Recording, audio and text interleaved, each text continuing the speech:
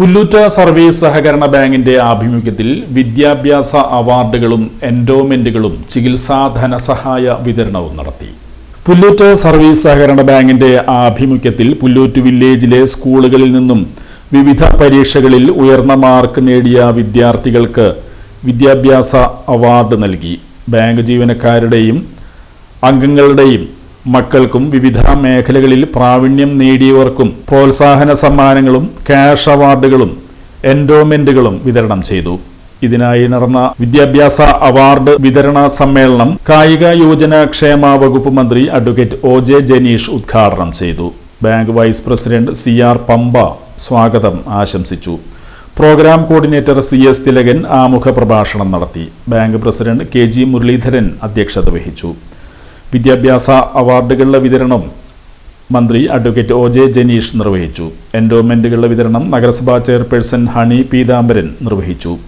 ചികിത്സാ ധനസഹായ വിതരണം സഹകരണ സംഘം ജോയിന്റ് രജിസ്ട്രാർ പി. രാമചന്ദ്രൻ നിർവഹിച്ചു.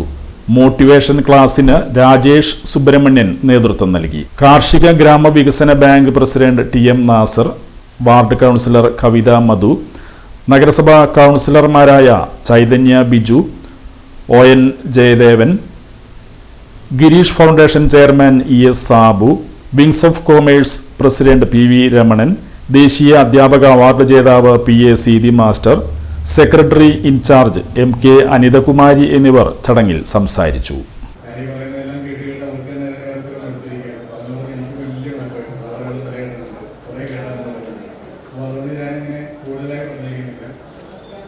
കൂടുതൽ മോട്ടിവേഷൻ ആവശ്യമായ തോന്നുന്നില്ല. കാരണം അവരെല്ലാം സെൽഫ് മോട്ടിവേറ്റഡാണ്.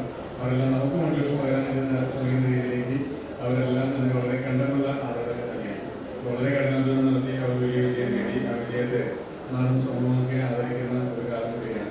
ഒരുപാട് അവാർഡുകൾ കുട്ടികൾക്ക് കിട്ടി. ഇനിയും ഒരുപാട് അവാർഡുകൾ കിട്ടട്ടെ, ഒരുപാട് വിജയങ്ങളുണ്ടാകട്ടെ. ഇനിയും പഠിക്കാൻ